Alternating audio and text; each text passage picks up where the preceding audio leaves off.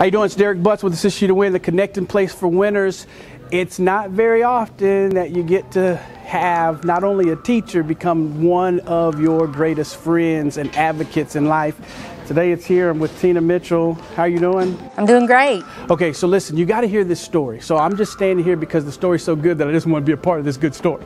So Tina, talk to me and tell us just what you're doing right now. I mean, you've always been a game changer. You've always been doing something powerful, but you're like real focused right now, and you got something going on that's just like getting ready to just boom and blow. So Absolutely. First of all, tell us what part of the country you live in. I live in Nashville, Tennessee, and I lead a nonprofit there called Crossbridge. Okay, Nashville, Tennessee, Crossbridge. Y'all listen to this. You can Google it, look it up, some powerful things. So tell me kind of just some of the things that are going on and what you do and maybe even how you got into it. Right, well, we're committed to ending destructive cycles. We're in the inner city of Nashville, and we particularly work with the cycles of generational poverty and addiction and incarceration. We have Restoration House for men and women who are struggling with addiction coming from incarceration, and so that's our restorative side of our program. But it does no good to do that if we don't work preventatively, because the kids in our neighborhood will be in Restoration House someday if we don't do something to break the cycle. So we work with about 100 kids through our Kid Power and Youth Power program. They have mentoring, tutoring, character education, all those things, and it's all about making positive life choices. And I love it. So this last year, I didn't get to tell you yet, but I had an opportunity to work in a school, and we established a program called Leaders Look Different. So we took 12 kids, which for them, they labeled them as their at-risk students. And the first thing we did was change the name of the program so that the program had a name that they could look up to. And then from there, we went in on a week-to-week basis, and we established different principles, just like you're talking about, that will cause them to make the best choices. Right. Here's the powerful thing. Only one kid did not pass their test, and all of the kids' referral rate went straight down. So I know you're seeing things like that in your program. Absolutely. And almost all of our kids have at least one parent who's been incarcerated. They live in a neighborhood where seeing gang violence, I mean, they've seen people shot and killed right in front of them. They've experienced what I'm sure you know, adverse childhood experiences. Right. Their ACEs are so high. And so statistics tell us these kids are going to jail someday. These kids are not finishing high school. These kids are not going to college. They're going to jail. They're going to get in a gang. And we say no. Right. They don't have to do that because they can make choices that will make their lives different.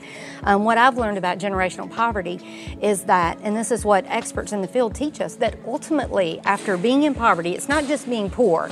Living in that cycle of poverty, kids begin to believe that their fate has been mapped out for them. Doesn't matter what they do, it's just all been decided. I'm never getting out of here. So we tell them, no, that is not true. You make the choices, you have the power, and you can determine where your life's going to go. And we see them do that for sure. What you're saying, right. We started with second graders, and we've added a grade every year, and then we dropped 1 year, and we are 1 through 11, grades 1 through 11. We followed those kids all the way through.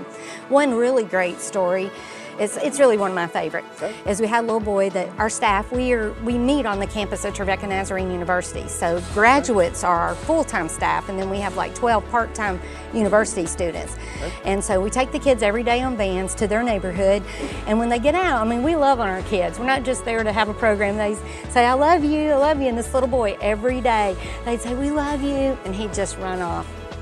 And then one day, by the end of that school year, they said, we love you. And he ran off and he turned around and came back and said, I love you too. Oh. And so for him to be willing to receive that and give it back, right. And we have seen kids' behavior change, kids that were in all kind of trouble at school at change. We see their academics go up. And, it's about teaching them to believe in themselves, to believe something different, that their choices, and obviously we tell them that the power that they can have can come from God as well. There's no forced religious education or anything, right. But that we know that's the greatest power for them. I love it. So I'm going to say this. We used to play 2 games, and I have to say this, right? So that's the only time he wasn't a winner. Oh, God, yeah. So let me go ahead and tell the story now, because I let you do a lot of talking. So we played 2 games, right? So I knew him from we were in Guam. So first game was a game that we would play was from Pastor Burke, was called All Shucks. Remember All Shucks? Yeah. Well, I'm sure I stunk at that, yeah, so I don't remember it. Right. So All Shucks is the game. So just keep that in your mind. The second game, of course, was Spades. Now, in spades, if anyone knows and plays spades, you always know that when you get that good hand or that in-between hand, you would bid 4 and what? A possible. When you were talking about the fate being already decided, that's what we need and kids need, is to hear the possible. They need to hear that possibility. And we have to be able to take the lid off of their life in order for them to believe that whatever they think, they can become. And their environment doesn't dictate their outcome. It does maybe say where they start from. Right? It's their starting ground. So you can have a different starting ground, but you can still end up in the place that you desire and you're designed to be. So it takes individuals like yourself that have consistency, tenacity, and just a calling to be there. So I'm thankful and grateful that before you were doing this, you were doing something with this second grader, right? Because I was a handful, but they were willing to deal with me so that all that nasty stuff that was in me could come out of me so that we could go ahead and win. So I'm just happy, and I can't wait to hear the success stories that continue to come from what you're doing in your work and assist you to win. We would love to continue just to be a support to people like yourself, as well as to other businesses that are out here. So, hey, thank you for coming in and saying something to us. You're welcome. Keep winning. Thanks for letting me. Keep winning. Absolutely.